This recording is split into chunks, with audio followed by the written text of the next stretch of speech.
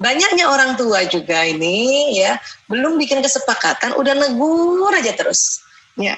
Makanya anak akhirnya juga marah, akhirnya kesal, akhirnya kecewa, akhirnya terluka. Itu dulu kita.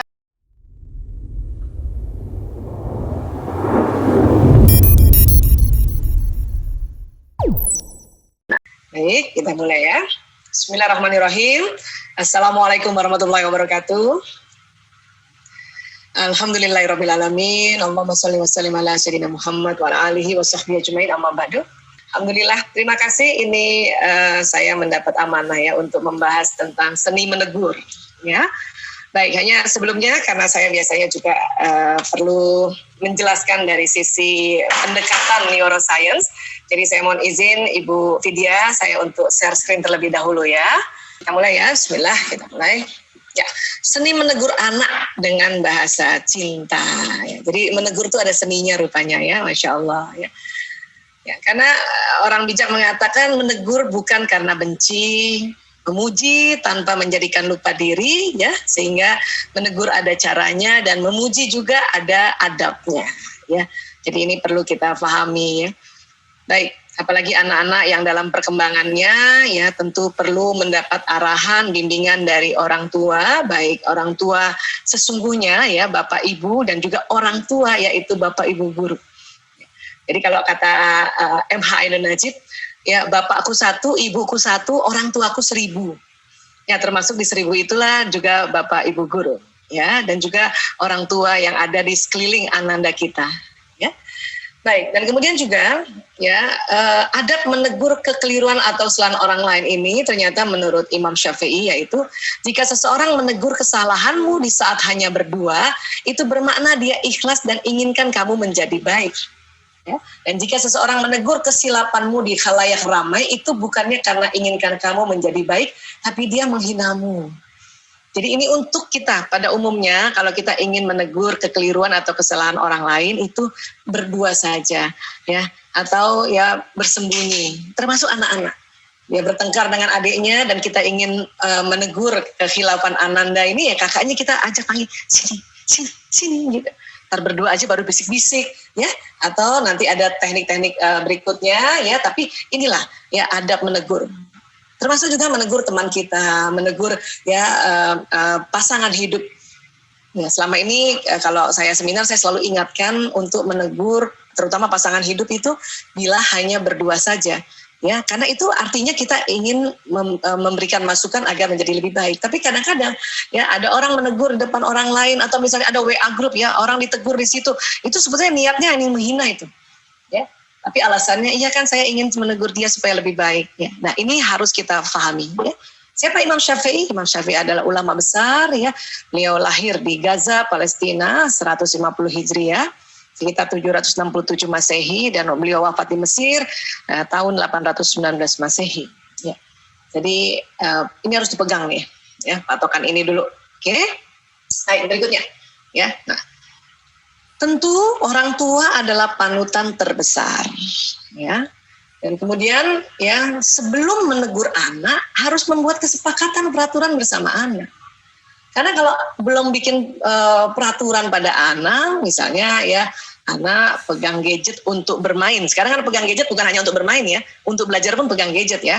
Ibu bikin kesepakatan, misalnya 1 jam kah, 2 jam kah, atau mungkin ada 3 jam. Dan anak setuju pada saat itu. Maka kalau lebih dari kesepakatan, nah baru kita bisa menegur. Banyaknya orang tua juga ini ya belum bikin kesepakatan, udah negur aja terus. Ya. Makanya anak akhirnya juga marah, akhirnya kesal, akhirnya kecewa, akhirnya terluka, ya. Dan itu hati-hati, itu akan membekas memorinya di dalam benak anak-anak kita. Ya. Berikutnya, memberikan nasihat, pujian dan teguran sesuai usia anak, ya, sesuai usia anak. Nah, ini yang harus juga perlu difahami ya. Mungkin hari ini tidak bisa saya jelaskan detail karena panitia memilih menegurnya dengan cara bahasa cinta atau bahasa kasih sayang ya. Mungkin di lain tempat ya, ayah bunda, bapak ibu juga bisa mencari seminar-seminar tentang bagaimana caranya yang sesuai usia anak ya. Baik, kemudian apa lagi ya, ini buatlah anak tersentuh bukan tersinggung. Ya, termasuk juga ini pada pasangan hidup nih. Buat pasangan hidup tersentuh bukan tersinggung. Ya. Tersentuh dan tersinggung bukannya sama Bu Aisyah, dia kena bendanya kena, iya.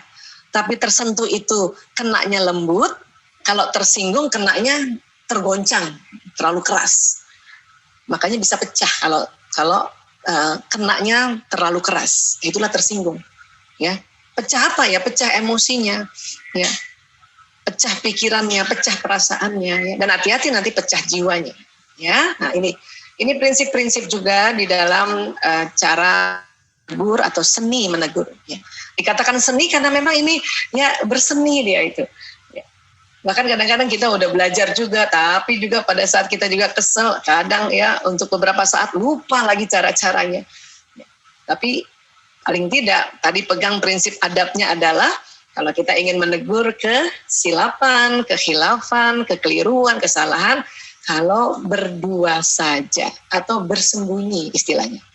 Oke, itu pegang baik-baik itu. Ya.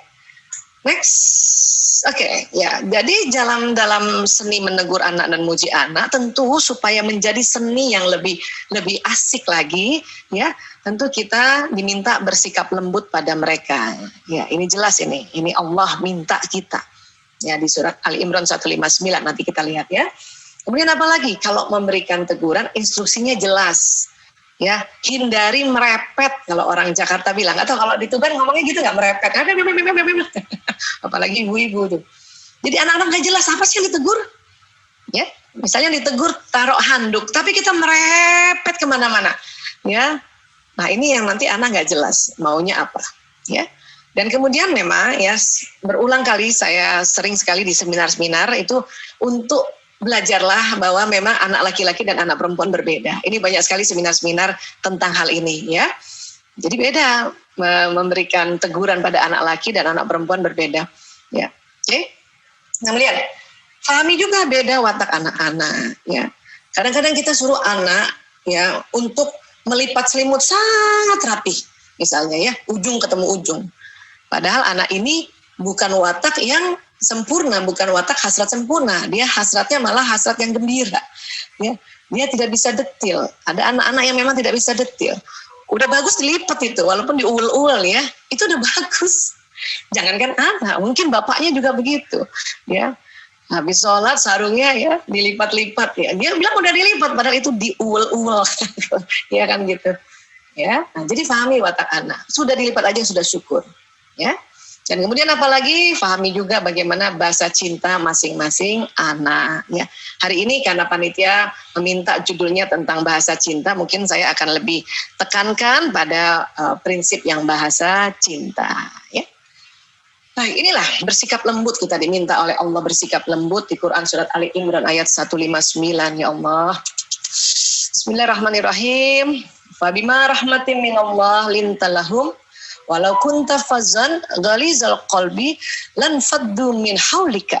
Ya, maka disebabkan rahmat dari Allah lah kamu berlaku lemah lembut terhadap mereka. Sekiranya kamu bersikap keras lagi berhati kasar, tentulah mereka menjauhkan diri dari sekelilingmu. Sampai sini dulu nih. Ya. Saya sejak tahun 98 mengurus anak-anak korban narkoba. Ya, tahun-tahun terakhir mengurus anak-anak korban LGBT. Ketahuilah salah satu faktornya adalah karena orang tua bersikap keras dan berhati kasar. Sekali lagi saya katakan orang tua. Artinya orang tua bisa ayah ibunya, bisa juga bapak ibu gurunya. Ya, bisa juga kakek neneknya, bisa juga tante-tantenya, bisa juga ya, bisa juga kakak-kakaknya misalnya kayak gitu. Ya. Nah, kalau kita keras dan kasar dia menjauh. Kalau tegas apa Bu Aisyah? Tegas itu kan bisa lembut kan? Ya, kalau keras dan kasar itu udah jelas. Ada kebencian di situ pada saat kita menghardiknya atau menegurnya. Nah kalau menjauh, ini bahaya. Anak-anak yang kena narkoba karena dia menjauh dari orang tuanya, didapat oleh bandar narkoba, sudah ditawari narkoba sebagai ya salah satu solusi. Ya, anak-anak juga LGBT juga begitu, anak-anak tawuran, anak-anak pornografi, pornoaksi dan sebagainya. Ya. Apalagi sekarang, kalau sekarang ya kita kan disuruh di rumah semua nih. Kemudian kalau kita keras dan kasar orang tuanya ya atau ayah bundanya keras dan kasar di rumah, maka anak menjauh ya. Nah, kalau menjauh dia pergi terus keluar, itu lagi ya, virus COVID itu menanti-nanti, ya kan? Nah, Bu Aisyah sih sudah lembut, tapi tuh anak itu kayaknya nggak mau dengar. Ini sering banget ibu-ibu ngomong kayak gitu. Maka di sini Allah sampaikan, fa'fu anhum wastaghfir lahum. Ya, karena itu maafkanlah mereka, mohonkan ampun bagi mereka. Ibu kalau sudah lembut ngomong sama anak, ayo nak kerjakan pekerjaanmu, tapi anak masih ya songong kalau orang Jakarta bilang itu, ya sudah dalam hati bilang, ya Allah, saya maafkan anakku ini, ya Allah, sebut namanya. Kan anaknya banyak kan Bu, nggak cuma satu kan, sebut namanya, ya Allah, saya maafkan anakku ini, ya Allah, ya Fulan bin Fulan, Fulanah binti Fulan, sebut juga nama bapaknya, ya, karena dia menyambung itu, tersambung dia punya ya nasabnya itu, ya. Dan mohonkan ampun ya bagi mereka, ya Allah ampuni dia. Buat teman-teman yang sudah berkali-kali saya ingatkan surat Ali Imran, dipakai ini. Karena pada saat kita bilang, ya Allah saya maafkan anakku dan ampuni dia ya Allah, maka rahmat Allah turun pada anak itu juga. Selain turun pada orang tuanya. Oke? Baru tuh, wasyawirhum fil amri, bermusyawarahlah dengan mereka dalam urusan itu. Ya, faiza azamta fatawakkal 'alallah innallaha yuhibbul mutawakkilin. Ya. Kemudian apabila engkau telah membulatkan tekad, maka bertawakallah pada Allah. Sesungguhnya Allah menyukai orang-orang yang bertawakal kepadanya. Ya. Ini waduh, ini keren banget Ali Imran 159, dan ini bukan hanya untuk anak, ini juga bisa untuk pasangan. Ini juga bisa untuk pimpinan kepada timnya, ya. Oke, atau untuk kita kepada sahabat kita. Ini makanya ini harus sering diulang-ulang nih biar masuk di dalam benak subconscious mind-nya kita ya. Jadi sekali lagi, sebelum ajak musyawarah anak-anak, ya dalam artian juga ya, musyawarah itu dalam artian juga menegurnya atau juga memberikan masukan, itu ada beberapa langkah sebetulnya. Satu, memohon rahmat Allah untuk kita bisa lemah lembut. Ingat, lemah lembut bukan bawaan lahir bapak ibu terhadap anak kandung.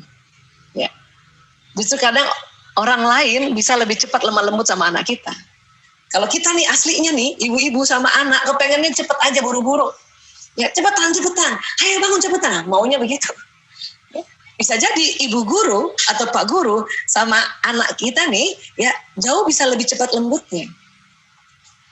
Tapi bapak ibu guru juga belum tentu juga sama anaknya bisa lebih cepat lembutnya. Makanya dititipkanlah dalam belajar ini ada kepada bapak ibu guru, kepada orang lain kan gitu. Ya. Makanya ya buat bapak ibu yang sudah bisa lembut pada anak sendiri, itu berarti rahmat Allah turun. Ya. Untuk itulah kita minta, ya Allah, misalnya kita mau menegur anak dan kita udah kesel banget, nama itu udah cepat-cepat istighfar dulu, astagfirullahaladzim, ya Allah, astagfirullahaladzim, ya Allah mohon lemah lembut, ya Allah, mohon lemah lembut, ya Allah, mohon lemah lembut. Jadi minta lemah lembut. Satu, ya. Susah-susah amat sih Bu Aisyah lemah lembut. Saya mah orangnya udah kayak gini. Saya ini orangnya keras, memang orang tua saya keras. Hati-hati. Ya, ini Allah sudah wanti-wanti. Ingatkan kita. Sekiranya kita ya kamu bersikap keras lagi berhati kasar, mereka menjauh dari sekelilingmu. Kalau anak-anak menjauh, walaupun di rumah dia bisa menjauh. Ya, makanya dia akan dekat sekali dengan gadgetnya, dan di situ tuh banyak hal yang berguna juga di gadget itu sebetulnya, tapi karena dia menjauh, karena sedang kesel pegang gadget, sedang marah pegang gadget, maka dia akan ya mengakses hal-hal yang negatif, bisa seperti itu. Ya, oke. Kemudian apa lagi? Minta dulu ya, kita memaafkan dia dulu. Ya Allah, saya maafkan anakku ya Allah. Kemarin udah janji main gadgetnya cuma 2 jam, kenapa ini lebih ya Allah? Nah itu minta, maafkan ya Allah, sebut namanya. Ya. Dan langkah ketiga, mohonkan ampun baginya, karena bapak ibu itu, terutama ibu, adalah perantara ya antara anak dan Allah Subhanahu Wa Taala. Jadi ya Allah ampuni dia, ya Allah ampuni dia. Barulah ajak musyawarah. Nah ini. Dan pada saat musyawarah ada kesepakatan lagi yang terbaru, yang terrevisi, ya sudah, ya lakukan itu. Jangan selalu terpaku pada peraturan kemarin. Karena bisa jadi anak ya memberikan masukan pada kita bahwa kalau main 2 jam Bun, itu baru separoh, ini belum tuntas selesai, oke tambahlah setengah jam misalnya gitu. Ya kan? Nah, kalau sudah seperti itu, ambil keputusan, makanya kita diminta apa? Tawakal ya. Apabila kamu telah membulatkan tekad, bertawakallah pada Allah. Ya. Nggak usah juga ragu, aduh nanti salah nggak ya? Ya udah tawakal. Hasil itu memang tawakal pada Allah. Kenapa? Karena Allah menyukai orang-orang yang bertawakal kepadanya. Masya Allah. Ya. Oke, ini udah jelas sekali ini.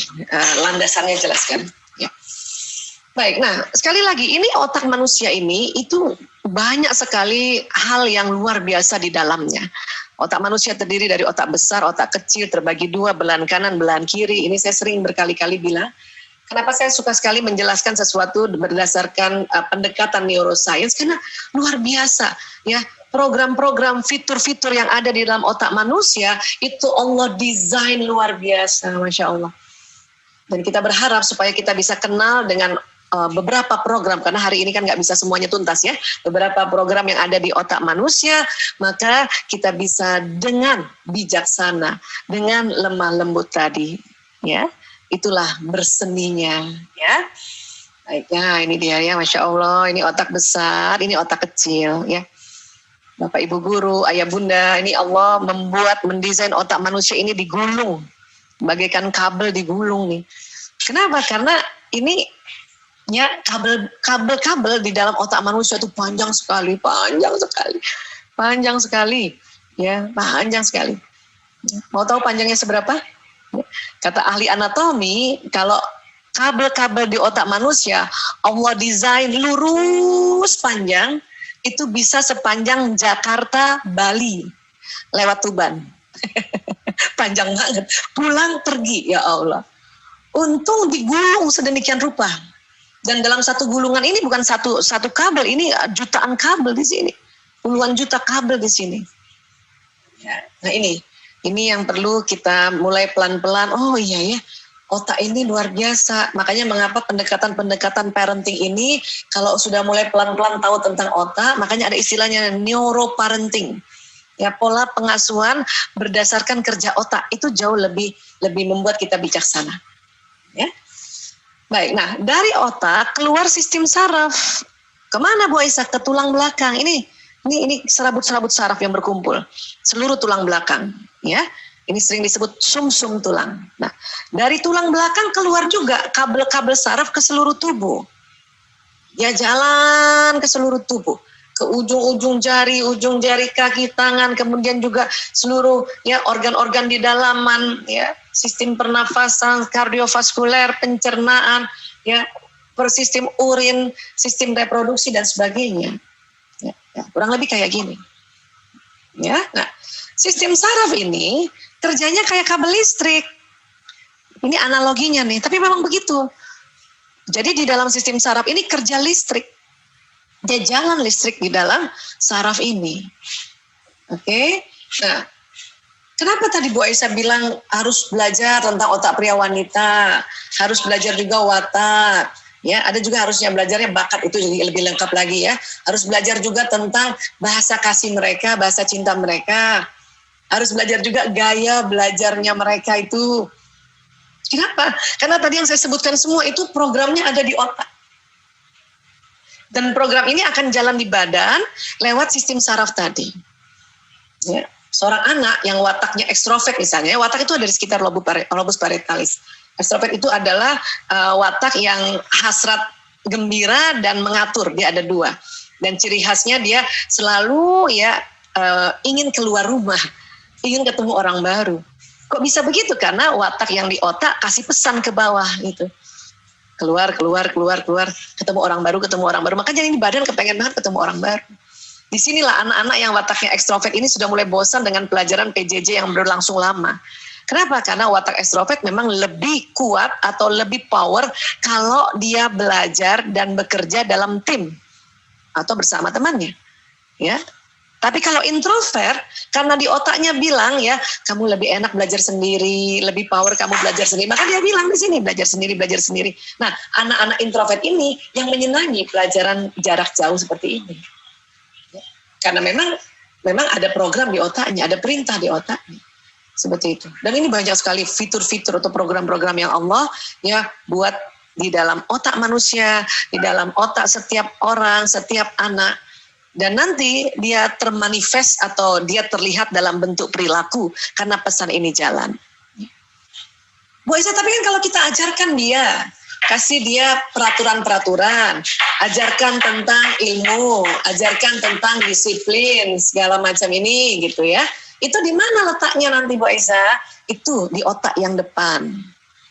Masuknya lewat mana? Masuk lewat telinga, lewat mata, ya, lewat sentuhan, lewat pengecapan, lewat mulut juga, lewat penghiduan juga, masuk dia, lewat sistem saraf juga masuk ke otak bagian depan. Nah, kalau buang sampah di tempat sampah ya nak, diajarkan kan, anak itu dengar kan, maka pesan itu jalan, masuk dia di depan ini lobus frontalis. Bagus lagi, dia melihat orang tuanya selalu kasih contoh, ya, bahwa kalau buang sampah ke tempat sampah, maka pesan yang dilihat ditangkap oleh kedua mata anak, pesan itu juga jalan dan membawa pesan itu masuk ke dalam lobus frontalis, seperti itu. Itulah makanya dalam pendidikan itu bukan hanya kita nyuruh dia terus atau memberikan instruksi terus lewat telinganya, tapi anak harus melihat. Ya. Udah waktunya pegang gadget, udah sini simpan semua gadgetnya sama bunda, misalnya gitu ya. Tapi anaknya masih lihat bundanya juga pegang gadget. Itu nyebelin loh. Kalau bunda bikin peraturan gadget dikumpul, kumpul juga gadgetnya. Biar sama-sama ngerasa. Dan sama-sama akhirnya karena semuanya nggak ada gadget, akhirnya bisa berinteraksi sama-sama. Gitu dong. Oke, kenapa? Karena itu tadi. Ya, orang tua panutan atau role modeling pada anak. Ya, jadi kita nggak boleh asal ngomong. Ini dia harus lihat gitu. Ayo sholat. Anaknya udah siap-siap sholat, ibunya masih pegang gadget. Itu pesan yang masuk di telinga akan hilang, akan terdelete dengan pesan yang ditangkap oleh mata. Ya. Apalagi kalau anak itu gaya belajarnya adalah visual. Kalau dia anak belajarnya gaya belajarnya auditori, sistem saraf telinganya memang lebih kuat. Kita kasih tahu, bisa kasih pendengaran, ya, kita kasih input lewat telinganya, dia bisa cepat. Tapi kalau dia gayanya adalah visual, waduh, matanya lebih kuat itu. Mendelete. Oke, dia simpan itu nanti gadgetnya sama bundanya, tapi kejengkelannya luar biasa. Makanya bunda, ayah atau bunda lah ya, pokoknya terutama bunda ya. Kalau memang mau bikin peraturan dan malam, ya sudah sama-sama juga tidak pegang gadget. Kalau bisa kayak gitu, baru anak mau rela juga. Oke, begitu dong. Ya, sip. Nah, memberikan label pada anak akan membentuk citra diri pada anak. Kamu nih pemalas nih, kamu penakut ini, ya pembohong. Pakai awalan pe. Nah, itu kita menyerang pelakunya itu. Ya. Mungkin dia malas perilakunya, ya. Kok kamu malas, nak? Nah, itu mungkin masih bisa. Tapi kalau pemalas itu berarti yang diserang pelakunya. Dan kalau kita bilang kamu pemalas, anak ngomong berkali-kali. Dia dengar lewat telinganya, dia lihat mata ibunya dengan waktu bilang pemalas, ibunya berang, ya, dan dia ulang-ulang. Itulah makanya membentuk citra diri pada anak. Kita label dia, hati-hati. Ya. Susah banget Mbak Isa, itu anak susah banget. Udah saya kasih tahu main gadgetnya cuma segini aja. Ibu bilang terus susah banget, susah betul loh Bu. Kan dia nggak dengar Bu Aisyah, siapa bilang? Dia dengar. Gimana caranya kan dia nggak ada, bisa. Lewat apa? Omongan ibu, ya, pikiran ibu, perasaan ibu, itu dibawa oleh vibrasi gelombang energi dan dia sampai. Oke, ya ini ya, hati-hati cap label nih. Ini saya wanti-wanti untuk ya melabel anak kita. Ya, kalau misalnya ibu cuma dalam hati ya, kok anak saya malas ya, itu masih mendingan tuh. Ya, kok anak saya malas ya, kenapa ya? Terus langsung kita ingat, oh ya astagfirullahaladzim. Tolong omongan dalam hati itu juga tidak diulang-ulang. Kenapa? Karena dia bisa jalan juga. Ya, kok anak saya asal bunyi kalau ngomong ya. Ya udah ngomong aja gitu terus. Ya astagfirullahaladzim. Ya, insya Allah dia memang begitu wataknya, dia penggembira. Makanya kalau ngomong dia langsung ngomong dulu, abis ngomong baru dipikirin. Ada anak yang begitu. Ada anak dipikirin dulu baru diomongin. Nah itu watak itu. Oke? Nah ini dia, hati-hati label ya. Baik, kemudian ada konsep namanya teguran 1 menit. Ya, dan ini saya pakai nih. Maksudnya apa Bu Aisyah? Kalau ada kekhilafan, kekeliruan, negur tapi 1 menit aja. Bunda, bisakah menegur 1 menit? Biasanya kita panjang kalau negur. Dan biasanya juga ya yang lalu-lalu kita ulang lagi terus. Hati-hati, masuk di telinga anak, masuk ke dalam otak anak, kemudian pesan itu jalan ke sistem saraf anak, maka anak akan terus melakukan kesalahan tersebut. Ya, belum lagi telinganya, dia lihat ibunya juga berang mukanya, ya, kayaknya penuh kebencian pada dia. Hati-hati, dia akan membentuk sebuah memori. Ya, kenapa begitu, Bu Aisyah? Karena di dalam otak juga ada otak emosi. Semua pesan yang masuk di telinga, di mata, dirasakan lewat mulut, badan, itu akan masuk, ya, dia lewati dulu otak emosi, baru terekam di situ, ya, maka akan membentuk sebuah rekaman. Sering ada istilahnya sekarang inner child, ya, memori inner child, masa kecil. Dan anak pada masa kecil, ya, otak bijaksananya belum nyala, belum on. Critical faktornya belum on, sehingga kalau ibunya bilang, ya, kamu nih selalu bantah mama, maka dia akan selalu bantah mama. Dia masuk memorinya di situ, ya.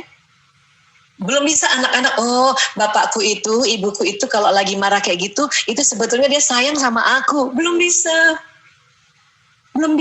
Otak bijaksana, otak depan ilmunya ini belum banyak. Ya, kalau kita segede gini baru tuh ingat-ingat lagi masa lalu, oh, ibuku cubit aku itu karena waktu itu aku nakal. Sekarang baru mikir. Tapi waktu kecil, ya, semua informasi yang dari telinga, apa yang dia lihat lewat mata juga, itu terekam. Dan itu bahaya. Itu membentuk memori. Apa yang terjadi? Bikin pembentuk citra diri. Dan akhirnya anak yang tadinya sebetulnya berpotensi untuk pintar, untuk cerdas, ya, itu jadi, ya, memorinya terlalu banyak lukanya, terlalu banyak, ya, kesedihannya, terlalu banyak pengabaiannya oleh orang tua. Ya, kok sebentar banget Bu Aisyah 1 menit? Ini 1 menit juga dibagi, Bunda. Setengah menit menegur perilaku ya, dan setengah menit memuji perilaku sebelumnya. Oke? Hari ini ibu janjian kan, sudah bilang sama anak kalau main game saya 2 jam aja misalnya gitu. Oke, terus udah 2 jam lebih dia belum juga menyerahkan gadgetnya pada ibunya karena mungkin 1 terlalu asik bisa juga, kedua permainan itu dia belum selesaikan. Oke, dia belum selesaikan. Ya, karena anak juga harus diajarkan bagaimana menyelesaikan sebuah problem walaupun itu dalam permainan. Dia belum selesai problemnya, belum selesai dia bagaimana menyelesaikan problemnya dan kita marahin, maka itulah akan menjadi anak yang setiap ada masalah dia nggak bisa selesaikan problemnya. Terus kita tegurnya udah panjang lebar. Harusnya tegur aja setengah menit. Ya, nah, ya, kan janji mainnya sudah 2 jam, udah jam segini ya, tegur setengah menit aja itu. Ya. Kalau setengah menit lagi memuji perilaku yang sebelumnya. Karena kemarin kamu cuma 2 jam, ya, sudah serahkan ke bunda, serahkan ke ibu, serahkan ke Umi. Habis itu beri kesempatan anak untuk jawab dulu. Iya bun sebentar. Ini aku sebentar lagi aku minta waktu 1 menit misalnya gitu. Aku minta waktu 10 menit misalnya gitu ya. Untuk selesaikan ini ada problem bun misalnya. Atau ini ada masalah nih. Aku belum selesai mainan aku. Oh oke, 10 menit ya. Udah kasih ya. Nah, gitu caranya. Anak belajar problem solving itu dari permainan. Masa dari kehidupan yang nyata kan nggak mungkin. Apalagi sekarang lagi pandemi, mana boleh kita keluar, ya. Dulu mungkin problem solving itu bisa dilakukan kalau anak berantem di sekolah gitu kan, kemudian gurunya ya ayo siapa yang tadi duluan, kenapa ini, ayo apa, itu bisa. Sekarang gimana, ya, makanya lewat permainan itu kan banyak strategi, harus bikin gini, harus begini. Kamu kalau bisa loncat ke sini berarti kamu, ya, 3 kali loncat nggak sanggup, oh yang ke-4 kali loncat, ya, permainan banyak itu. Kalau perlu dampingi mainnya, main apa dong, ibu ajarin dong, bunda ajarin dong, kan gitu, ya. Jadi sekali lagi, ya, ini juga sudah diriset oleh para ahli. Kalau menegur 1 menit, setengah menit menegur perilakunya saat itu, setengah menit adalah memuji perilaku sebelumnya. Supaya anak merasa, oh iya ya, saya sebetulnya anak baik. Hanya hari ini karena situasi kondisi, maka saya, ya, agak lalai sedikit. Misalnya gitu. Ya. Oke, nah ini saya kasih dulu jeda supaya masuk nih teguran 1 menit ini. Oke. Baik, kemudian kita harus juga kenal dia punya watak, dia punya bakat. Ya, ini jelas sekali dalam Quran Al-Isra ayat 84. Bismillahirrahmanirrahim. Qul kullu ya'malu ala syakilatihi, farabbukum a'lamu biman huwa ahda sabila. Katakanlah wahai Muhammad, setiap orang berbuat sesuai dengan pembawaannya masing-masing, maka Tuhanmu lebih mengetahui siapa yang lebih benar jalannya. Ya, kadang kita merasa ya watak kita si ibu ini lebih bagus daripada watak anak-anaknya. Ya, itu nggak boleh begitu. Karena di sini ya Allah berfirman, maka Tuhanmu lebih mengetahui siapa yang lebih benar jalannya. Artinya apa? Kita harus menghargai watak anak-anak, watak anak pertama, watak anak kedua, bakatnya anak pertama, bakat anak kedua, bahkan juga pasangan kita, bahkan watak diri kita sendiri. Banyak di antara kita suka mengeluh tentang watak kita. Harusnya saya jangan kayak gini dong wataknya, enaknya kayak dia. Nah itu hati-hati.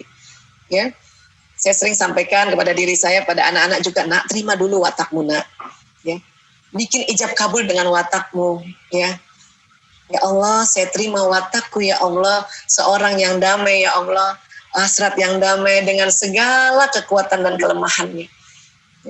Dengan segala ketakwaan dan kefasikannya, gitu. Karena memang di surat Asy-Syams ya ayat 8 dikatakan Allah mengilhami sebuah jiwa itu jalan kefasikan dan jalan ketakwaan. Ya, oleh para ilmuwan itu dia artikannya ya kelemahan dan kekuatan. Terima aja dulu. Karena otak ini kalau diterima dia senang. Sama kita juga menerima, ya Allah, anakku yang pertama wataknya selalu hasrat gembira ya Allah. Saya terima dia ya Allah dengan watak yang Engkau berikan ya Allah, dengan segala kekuatan dan kelemahannya ya Allah. Sehingga kalau anak pertama saya bikin lelucon, bikin sesuatu kelemahan, saya sampai senyum aja. Sekarang sudah terima, tapi bukan dibiarkan. Tetap kalau ada kehilafan saya tegur. Dengan apa? Teguran 1 menit. Ya Allah Bu Isa ini masih pengen negur, masih belum puas.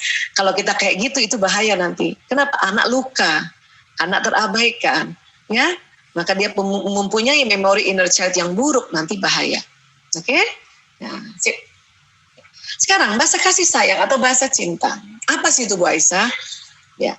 Cara yang digunakan seseorang untuk mengungkapkan rasa kasih sayang dan rasa cinta di dalam dirinya kepada orang lain. Ternyata banyak orang tua bilang, saya sayang sama anak saya. Tapi nanti anaknya ditanya, kamu rasa nggak bapak ibumu sayang sama kamu? Enggak. Kenapa? Karena pengungkapan rasa kasih sayang dan rasa cintanya diterima anak berbeda. Ya. Jadi ternyata bahasa kasih sayang, bahasa mawaddah warahmah atau bahasa cinta itu berbeda-beda. Antara si ibu dengan si bapak beda, bapak ke ibu beda, ibu ke anak pertama beda-beda itu. Masa sih beda bahasa? Iya. Ini risetnya juga tahunan ini, ya. Dan dalam Islam itu jelas di Ar-Rum ayat 22. Bismillahirrahmanirrahim. Wa min ayatihi khalqus samawati wal ard wa ikhtilafi alsinatikum ya wa alwanikum. Nah ini bahasa dan kulit masing-masing. Inna fi dzalika la ayatil lil alimin. Ya, jadi bahwa ya ini memang sebuah tanda-tanda kebesaran Allah, yaitu memang berbeda. Berbeda apa? Berbeda bahasa, ya, dan berbeda warna kulit, berlainan-lainan bahasamu. Nah, ini masih banyak sebelumnya, termasuk saya sebelum melihat sebuah penelitian tentang bahasa kasih sayang, kita hanya menganggap bahwa bahasa berbeda itu antar negara. Ya, ternyata enggak. Itu saking detailnya juga, termasuk bahasa tubuh, istilahnya body language itu beda. Termasuk juga ternyata terungkap lagi bahasa mawaddah warahmah itu beda. Ya. Dan sesungguhnya pada yang demikian itu benar-benar terdapat tanda-tanda bagi orang-orang yang mengetahui. Jadi kalau memang kita mau tahu ya sebuah tanda-tanda kekuasaan Allah selain menciptakan langit bumi dan berlainan bahasa, memang harus tahu, harus belajar memang. Ya, nah inilah yang basic daripada kita mempelajari bahasa, terutama saat ini bahasa kasih. Satu saat mungkin kita belajar tentang body language, bahasa tubuh, ya, bagaimana bahasa tubuh orang yang menolak setiap apa yang dikasih tahu, bagaimana bahasa tubuh orang yang menerima, itu juga basicnya Ar-Rum ayat 22. Ya. Baik, berikutnya ya. Nah, di dalam otak juga ada namanya batang otak. Ini dia. Di daerah tengkuk itu, di belakangnya batang otak itu otak kecil. Ya. Batang otak ini salah satu kerjanya apabila dia tegang, dia akan mempunyai respon fight or flight, serang atau kabur. Ya. Allah menciptakan batang otak ini untuk melindungi manusia dari serangan luar. Kalau lagi jalan-jalan keluar, tiba-tiba ada rampok, ada copet, maka batang otak yang bekerja. Otak lain nggak bekerja, batang otak bekerja. Sehingga tubuh fight or flight. Tiba-tiba, walaupun misalnya itu pencopetnya besar, tiba-tiba kita punya kekuatan tonjok dia, kita fight dia. Atau kita lari kabur. Bahkan ya misalnya ada anjing kejar kita, tiba-tiba kita bisa lari, kita loncat tembok yang tinggi banget. Dan kalau itu pada saat kita normatif, itu nggak bisa. Ini batang otak yang bekerja. Dia besar ini. Power. Otak yang lain nggak bekerja dulu. Allah kasih seperti ini.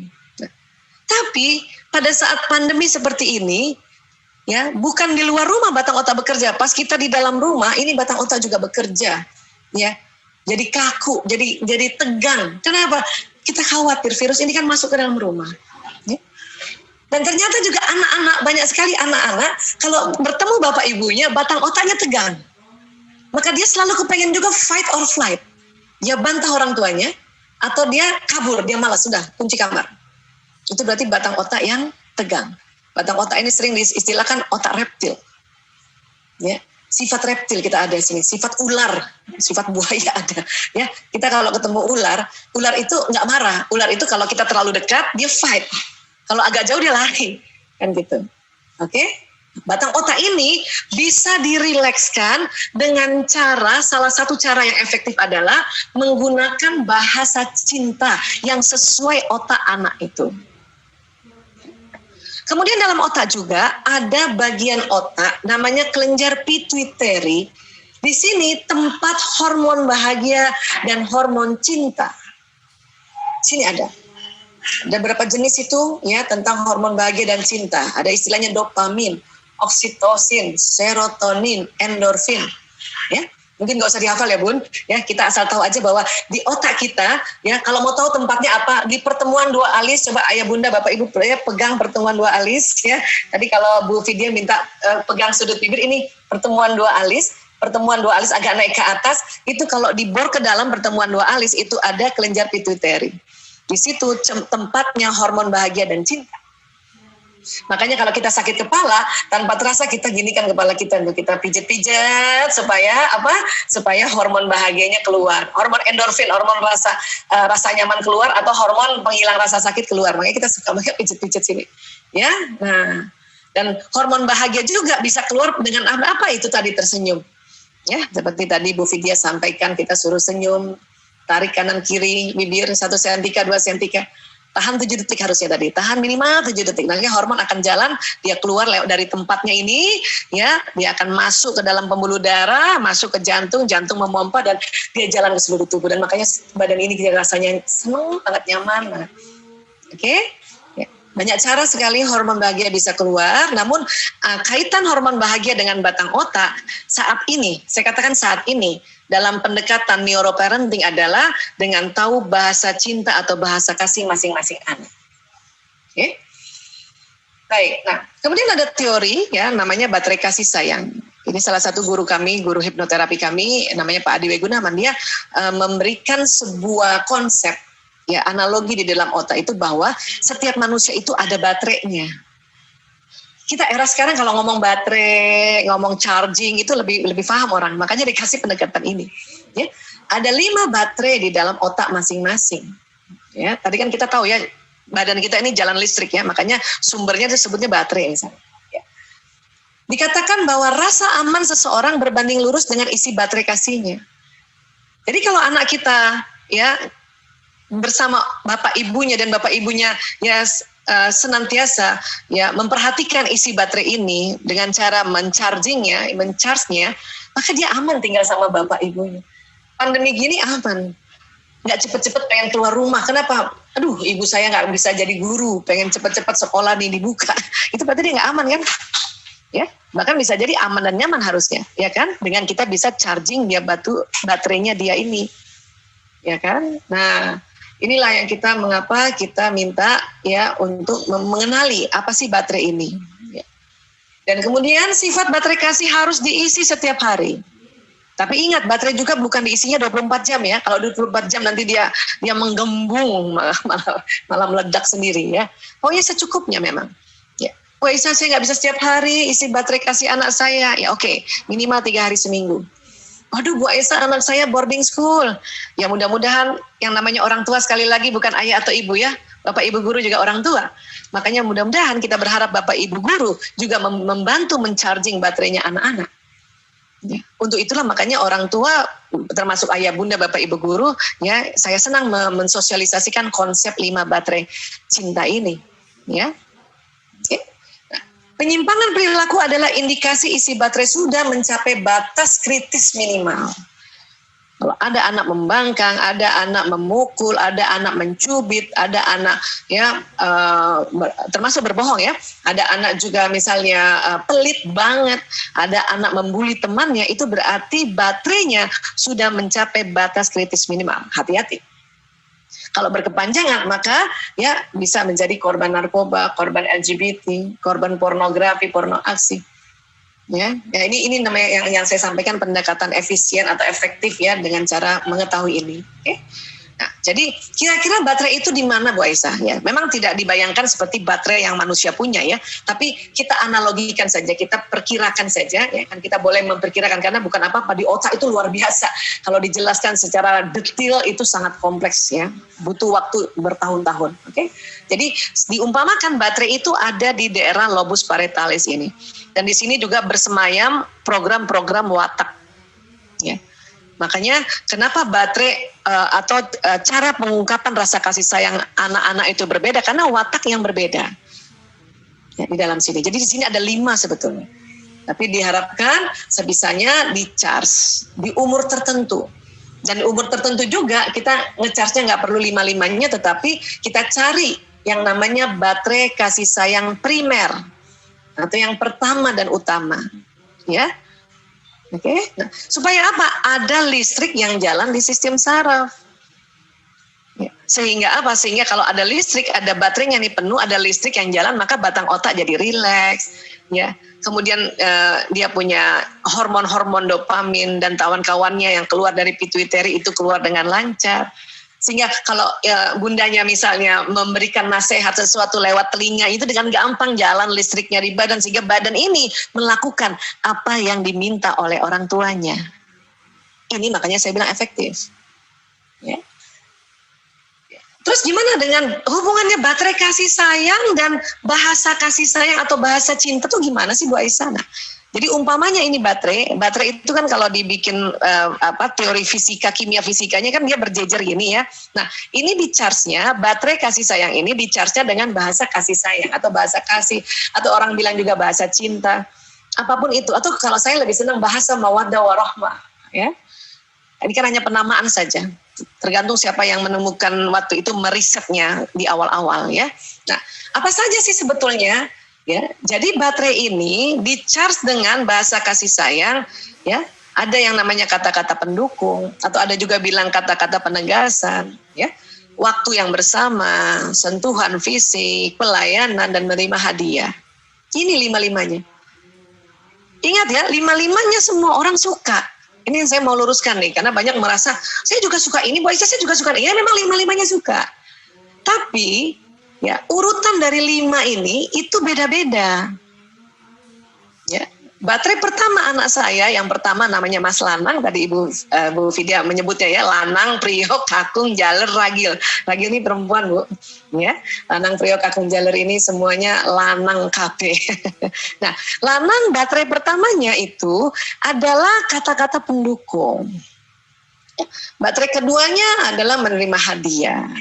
Ya, baterai ketiganya pelayanan, baterai keempatnya sentuhan fisik, baru baterai kelimanya adalah waktu yang bersama.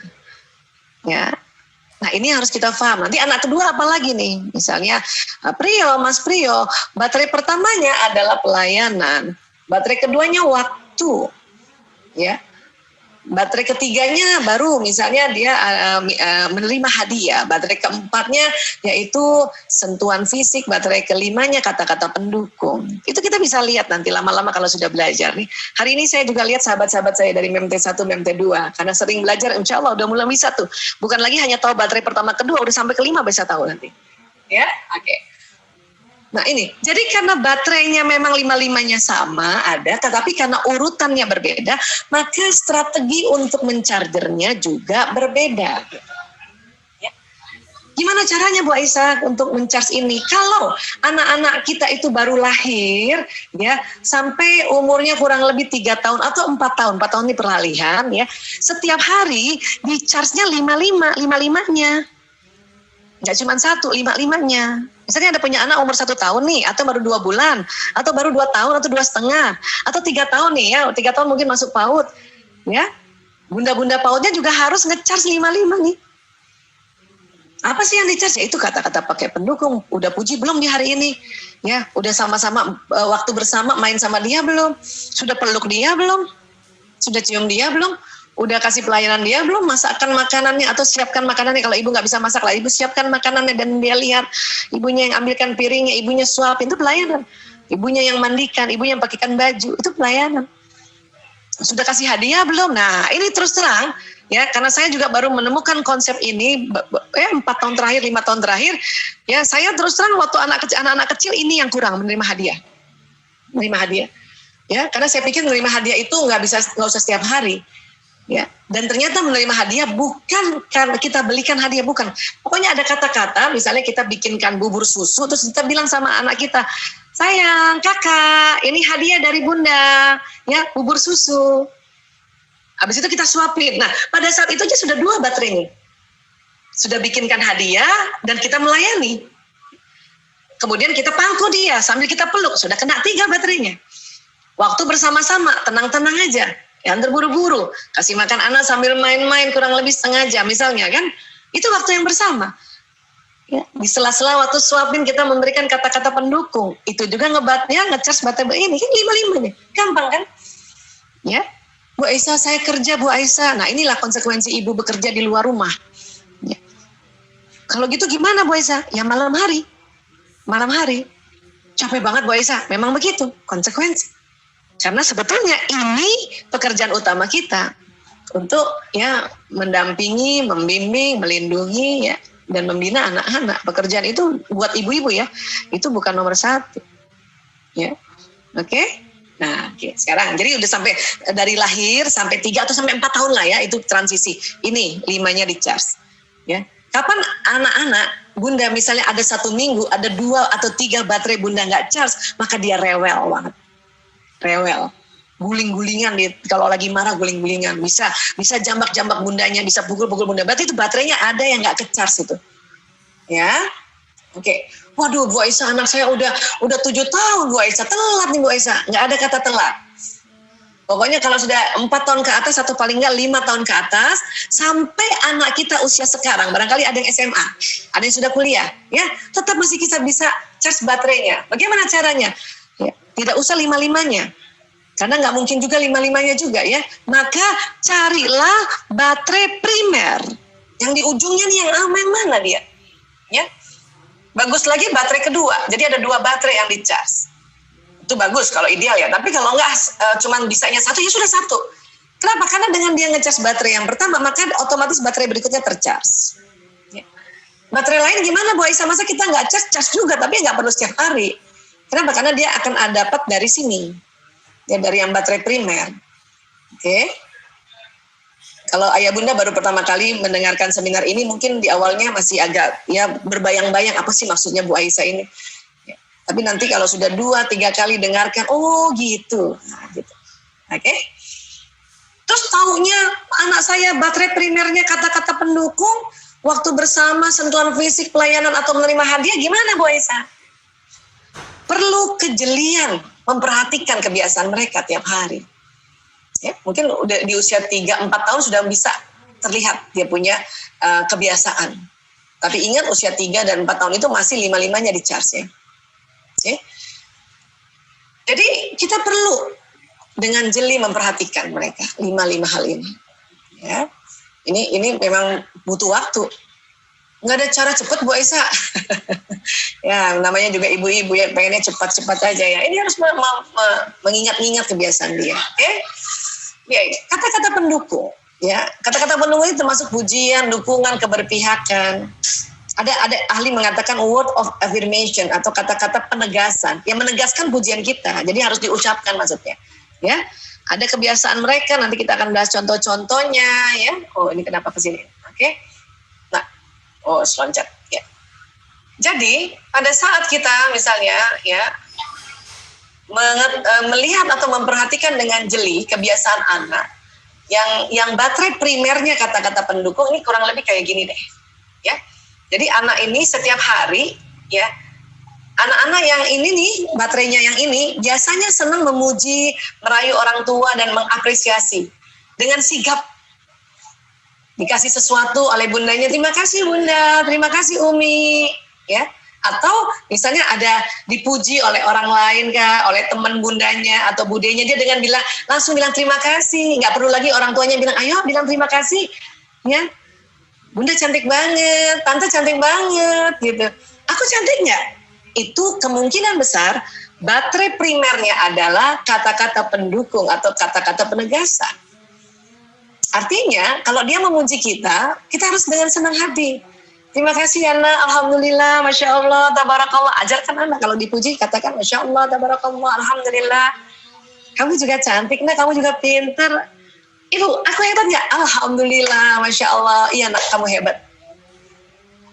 Cuma cukup sehari sekali ngomong gitu aja, dia udah kecas loh bu.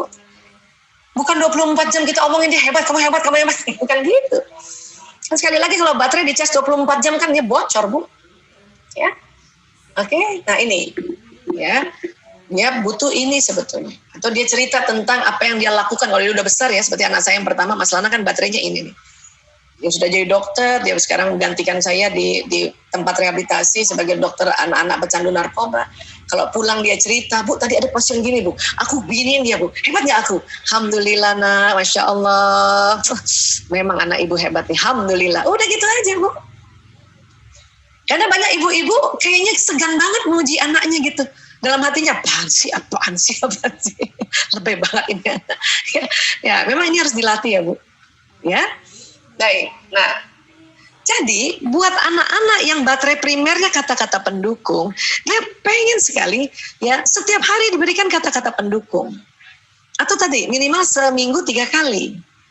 Ya, saya waktu di awal-awal melatih bikin ambil kertas ini buat Lana, ini buat Prio, misalnya satu-satu bikin tabel. Udah puji belum ya hari ini, udah ngedukung belum ya hari ini. Gitu. Oke, bisa paham ya? Terus dia ini nggak perlu ditemenin nggak misalnya lanang itu, karena baterainya dia misalnya baterai yang ketiga ya, ini bukan baterainya lanang, ini cuma contoh ya, baterai yang ketiga mungkin ditemeninnya nggak usah setiap hari, dia sebulan sekali aja ditemenin berdua aja kita, dia cukup. Tapi kalau nanti ada anak yang baterai primernya waktu berkualitas yang pertama itu ditemeninnya setiap hari, palingnya 15 menit setengah jam ngobrol berdua aja, gitu. Oke? Sekarang apa yang terjadi bila anak-anak ya tidak terpenuhi, suka ngejek dan menjelekkan orang lain? Jadi kalau ada anak kita ya jelek-jelekin adiknya aja, ngejek-ngejek aja, pokoknya ngejek, itu berarti baterai primernya yang kata-kata pendukung sudah mulai lobet itu. Ya. Jadi ini kita orang tua ini harus jeli terhadap anak-anak yang mengungkapkan bahasa kasih dengan cara yang berbeda bahkan terbalik. Ya, pokoknya kelihatan aja kalau ada orang, jangankan anak-anak, kalau ada orang dewasa suka sekali jelek-jelekan orang lain dan gak ada alasan yang tepat, bisa jadi dia kasihan banget baterainya ini, baterai kata-kata pendukungnya pujiannya itu lobet, ya mungkin jarang di-charge oleh orang tuanya dulu atau oleh pasangannya gitu ya. Maka ya kita bantu sebagai sahabat nge-charge baterainya dia itu. Apakah dibiarkan Bu Aisyah? Ada orang mengejek, ya bukan nggak dibiarkan juga, kan kita tadi menegurnya, menasehatinya.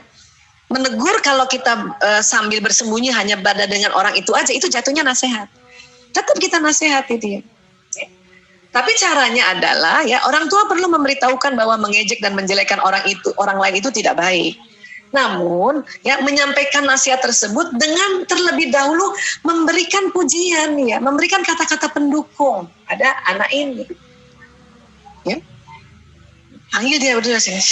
Saya lagi ngejek adiknya udah kesel marah. Panggil kakaknya, sini kak, sini. Anak kalau anak-anak ya, terutama kalau anak laki-laki ya, kalau masih kecil-kecil, terus ibunya kayak laki-laki kan seneng banget kayak sesuatu tuh kayak apa? Kayak informan atau kayak apa namanya misteri gitu kan ya, kayak detektif kan laki-laki seneng kayak gitu. Sini kak, sini. Apapun sini. Ya, baru kita ingatkan bahwa menjelekkan itu nggak baik, tapi kita puji dulu dia. Ya, Adi, ibu sayang sama kamu anak laki-laki yang baik. Ibu senang kalau kamu menyayangi adik ya. Ibu sedih kalau kamu ngejek adik ya. Oke, gitu. Jadi dia dipuji dulu, isi dulu baterainya, baru kita kasih nasihat. Itu baru mempan nanti. Tapi apa yang terjadi pada kita, karena kita kesel kakaknya ngejek adiknya, dan kita ternyata kepengen ceritanya mau menasihati, mau ngajarkan anak bahwa mengejek itu nggak baik, tapi dengan kemarahan kita. Andi ngejek adiknya terus saja ya. Nah, ibu ngomong kayak gitu lagi. Sudah lari tegur depan adiknya. Oh, itu terasa seperti apa? Ya, seperti menghina kan? Kedua, terus kita ngomong gitu ya, ngejek adik terus. Ingat masuk di telinga. Makanya dia akan ngejek adik terus. Ya, ketiga, baterai dia kosong, Bu. Makanya dia ngejek adiknya.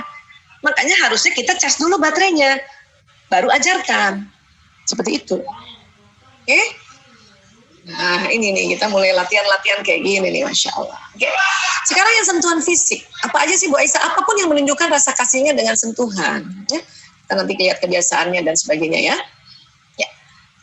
Biasanya anak-anak dengan kebutuhan seperti ini menunjukkannya dengan sering memeluk, mencium, mencolek orang tua, kakak atau adik atau keluarga lainnya. Jadi kalau ada anak kita mulai umur 3 tahun saja atau 4 tahun saja, dia selalu peluk kita duluan. Kalau ada tamu dia yang salaman duluan, atau palingnya dia colek-colek duluan tamu itu gitu ya.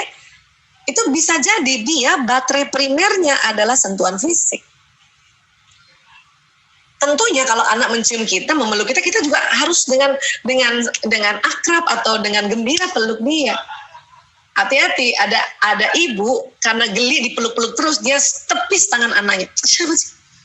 Itu yang bikin anak sedih banget dan takut banget. Atau seorang ibu marahin anaknya dengan dipukul pantatnya.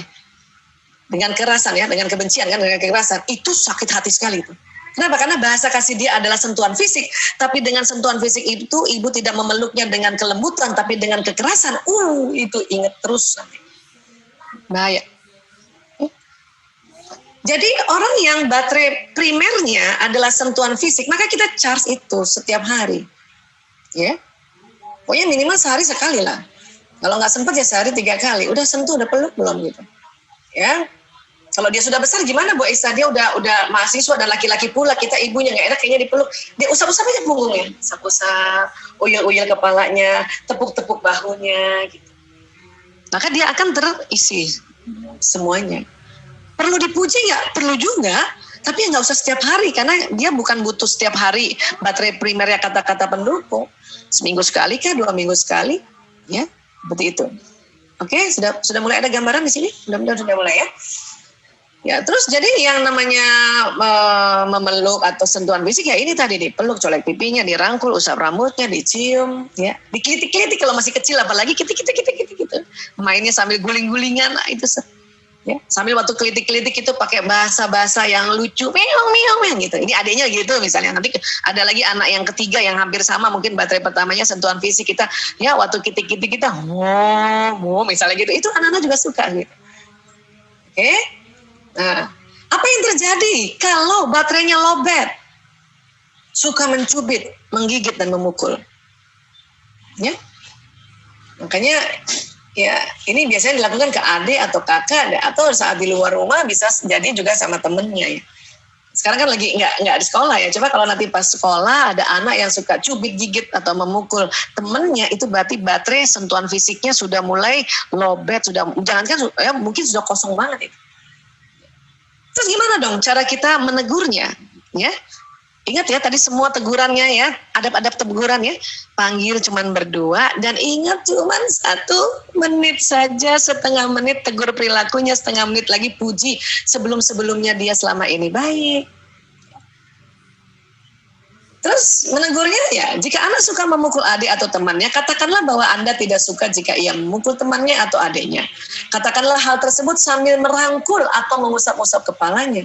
Karena ini akan membuat kebutuhan psikologisnya terpenuhi. Ya. Sambil peluk, jadi kita sambil meluk, sambil kita ya peluk aja. Kalau perlu cium, maka baterai dia terpenuhi. Terus baru ibu omongin, nasehatin. Itu masuk gitu. Selama ini apa yang terjadi? Karena kita merasa bahaya, kakaknya pukul adiknya, udah langsung dimarahin. Ya, Andi, kamu terus-terus mukul adikmu, terus-terus. Ada kalimat gitu lagi, terus-terus. Maka dia akan terus-terusan mukul adiknya. Dan kita menegurnya depan adiknya juga, walaupun mungkin adiknya itu bayi. Itu terhina itu. Oke? Dan baterai dia kan lowbat. Belum apa-apa kita sudah marahin lagi dia, belum dicas baterainya, sudah kita marahin lagi dia. Tambah jadi, besok bukan lagi mukul nyubit, ya double dia, ya. Jadi ajak sini, latihan tuh, sini, mumpung masih kecil, yuk. Yang udah gede-gede memang udah terlanjur gede, tapi tetap juga pakai dengan cara-cara memang sesuai umur ya. Sini, peluk, ya. Peluk, karena kita juga nenangin diri, kita peluk, sambil peluk itu ya kita pakai tadi surat Ali Imran 159, ya Allah saya maafkan anakku ini, ya Allah ampuni dia, ya Allah gitu. Baru bilang, nak, ibu sedih kalau kamu mukul adik, nak. Dia baru paham nanti dia. Ya. Nah, sekarang berikutnya ya, dikit lagi ya. Waktu berkualitas bersama. Ini senang ditemani untuk mengerjakan sesuatu. Ya. Kita lihat kebiasaannya apa dan semuanya ya. Oke. Jadi anak yang seperti ini ya suka mendampingi orang tuanya dalam melakukan sesuatu. Misalnya ketika menonton TV, merapikan barang-barang atau membaca koran. Ibu perhatikan deh, kalau anak ibu nih yang masih kecil-kecil nih, ibu lagi ngerjain sesuatu, tiba-tiba dia datang masuk, nggak ada omongan, masuk aja terus duduk di samping kita, nggak ngomong juga, cuma liatin aja. Nah, itu ciri khas dari anak yang baterai primernya adalah waktu yang berkualitas bersama. Dia duduk aja. Kadang-kadang ibu-ibu suka jangan sini, kotor, kamar ya, masuk. Oh, itu sedih banget. Ya, mending kita tegur, hai nak, ya temenin ibu ya. Baru dia ngomongin lama banget, iya. Ngomongin gitu lama banget, iya. Makasih ya nak, temenin ibu. Oh, udah gitu, ya. Jadi orang yang baterai primernya waktu berkualitas itu perlu setiap hari minimal banget 15 menit sama-sama. Ya, minimal banget. Oke, maka baterainya tercharger. Ya. Terus kalau baterainya kosong apa? Seneng menyendiri, ngambekan, diajak ngapa-ngapain nggak mau. Padahal harusnya dia kepengen kan sebenarnya jalan, cuman nggak mau. Ini dia flight, batang otaknya tegang, dia flight. Kalau watak yang lain tadi fight, banyakan fightnya, ini flight. Kunci kamar sendiri. Wah, ini bahaya nih. Kalau kita nggak tahu tiba-tiba dia bentur-benturin kepala di tembok atau ambil pisau atau serem, nauzubillah min zalik. Ya. Ini berarti baterainya sudah lama nggak di-charge ini. Nah, ibunya nggak pernah duduk sama-sama 15 menit, ya ngobrol-ngobrol, atau paling nggak ngobrol-ngobrol cuma usap-usap ke belakangnya aja gitu, ya.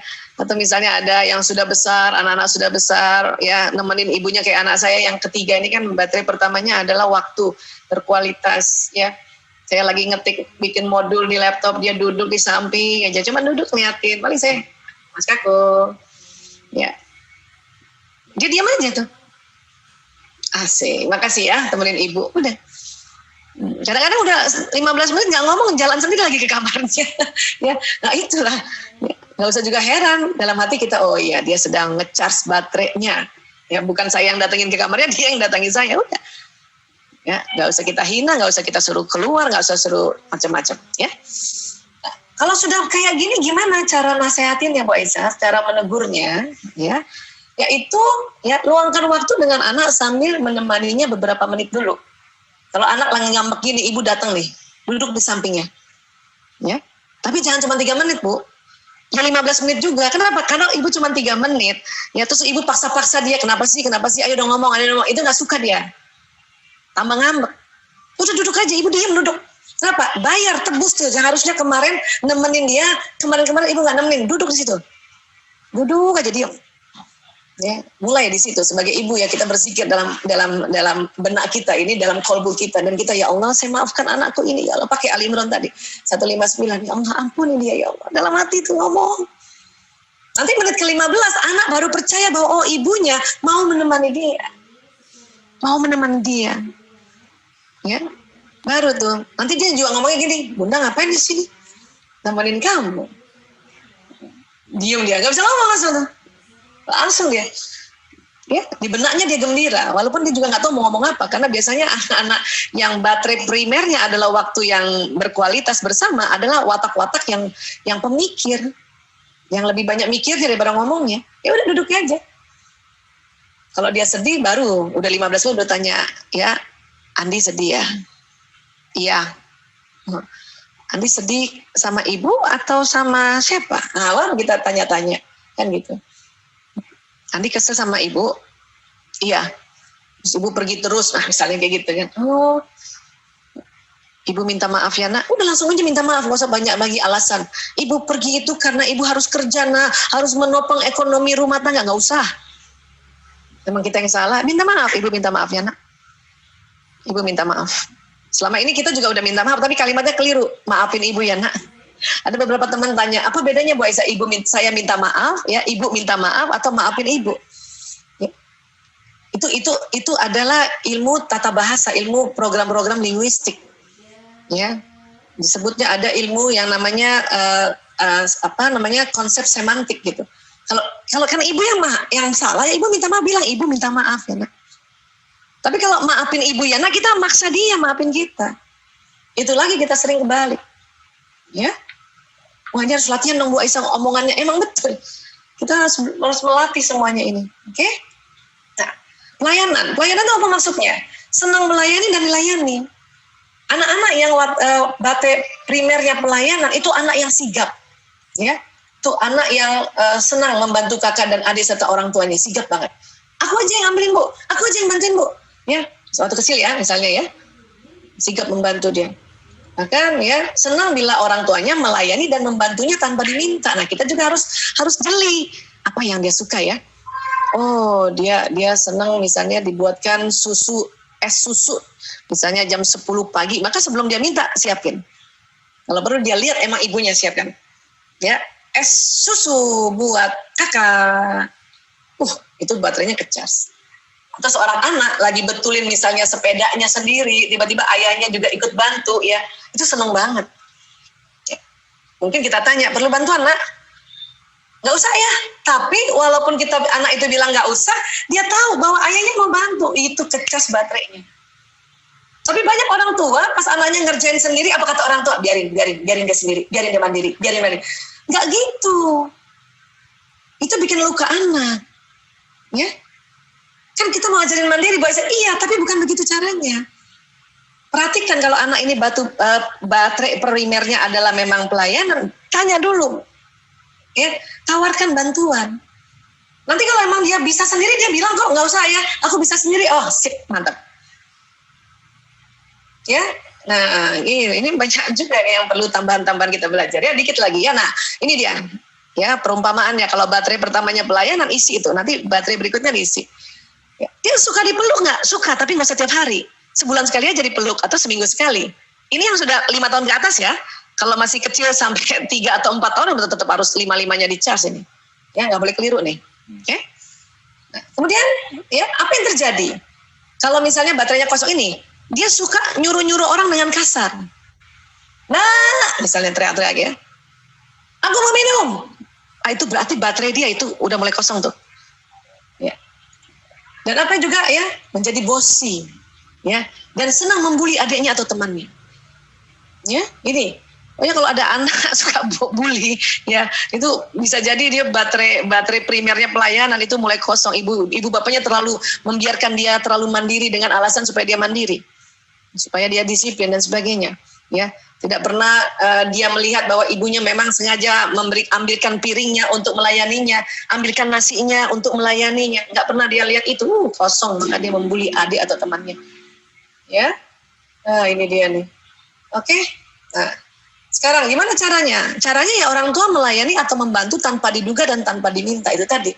Ya, sebelum-sebelumnya ya, jangan pas lagi dia udah kosong kan, ini pasti akan ada perubahan perilaku yang tadi ya. Nah itu pun misalnya nih contoh ya, Mbak aku mau minum, misalnya minta sama khadimat kita dengan keras ya, kita sebagai ibunya jangan langsung ngomong yang santun, bukan begitu. Turun, kita jadi ibunya turun, ambilkan minum, baru kasih dia, ini nak. Itu kan dia tanpa diduga loh, kok ibunya yang ambilin. Nah, itu baterainya ke-charge. Baru kita nasihati. Ya. Bunda senang membantu nak, ya. Setiap orang harus saling bantu, tapi ngomongnya yang baik ya nak ya. Nggak memaksa ya nak ya, nggak gitu misalnya. Oke? Nah, ini banyak sekali kekeliruan kita ini, makanya pelan-pelan lah kita belajar agar apa? Agar kita betul-betul ya bisa punya seni menegur yang lebih cantik, lebih asik lagi. Ya. Oke, dan terakhir hadiah. Ya, apapun yang diberikan akan dijaga dengan baik sekalipun buatan sendiri nih. Ciri-ciri khasnya juga, ya. Ciri-ciri khasnya anak ini adalah suka memberi sesuatu pada ibunya, walaupun itu karyanya dia sendiri. Ya, DIY, DIY ya. Misalnya dia bikin tulisan-tulisan buat Bunda, I love you Bunda, dan hampir setiap hari ya, maka anak ini biasanya adalah anak yang baterai primernya adalah menerima hadiah atau memberikan hadiah. Dan juga suka mengumpulkan sesuatu, apalagi kalau diberikan oleh orang tuanya dikumpul-kumpulin. Ya. Apa yang diharapkan sebetulnya oleh mereka ya? Dia ingin ya apabila ibunya diberikan sesuatu bentuknya kertas atau apa, ibu menyimpannya dengan baik. Kadang banyak ibu-ibu cuma oh iya bagus, habis itu dilempar ditaruh sembarangan, itu dia sedih. Ya. Dan dia juga ingin ibunya juga membalas, palingnya ya bikin aja bu tulisan-tulisan juga. Ya, love you too, my son, kasih ke dia. Dia akan kumpulin tuh. Saya akan kumpulin. Bu Aisyah, tapi anak saya suka juga kok kayak gini. Setiap hari nggak? Nggak sih ya, 3 bulan sekali ya. Betul, kan setiap anak baterai memberikan hadiah tetap ada. Cuman karena mungkin baterainya bukan yang primer, mungkin ketiga atau keempat atau kelima, maka dia memberikan kayak begitunya tuh 3 bulan sekali, 2 bulan sekali gitu. Tapi kalau yang pertama itu ciri khas banget, hampir setiap hari.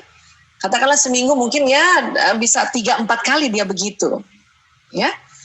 Oke, nah, jadi kalau hadiah baterai primer, saya katakan baterai primer kita charge juga, hadiah yang diberikan dari anak kita simpan baik-baik, dan kita juga membalasnya, entah sesuatu yang tidak perlu dibeli ya.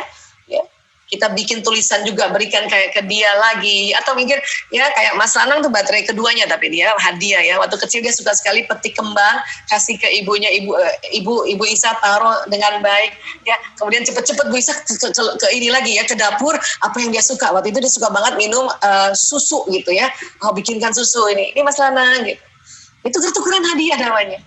Ya, dan sampai besar pun kalau ada orang yang baterai primernya hadiah itu suka sekali ngasih oleh-oleh ke orang, ya suka sekali, kemana-mana pasti bawa oleh-oleh, ya itu hadiah. Oke, apa yang terjadi kalau kosong, pelit dan tidak suka berbagi? Kalau ada orang pelit banget, ada anak nggak suka berbagi, berarti baterai hadiahnya lobet, kosong. Ya, gimana cara menasehatinya? Kasih hadiah dulu. Orang tua perlu memberitahu dengan memberikan hadiah terlebih dahulu, walaupun hadiahnya itu kecil-kecil ya. Baru ya, sayang ini hadiah untuk kamu. Nah, jangan kecil baterainya kan? Ya, Bunda sayang sama kamu. Boleh kita tambahkan kata-kata pendukung ini? Ya, kenapa? Siapa tahu memang dia baterai keduanya juga kata-kata pendukung, kan bisa ya. Ya, kamu lihat kan setiap orang suka berbagi. Besok kalau ada teman pinjam mainan, kamu kasih ya. Jadi besok kalau Raihan mau pinjam mobil-mobilan, kamu pinjemin ya nak. Tapi kasih hadiah dulu.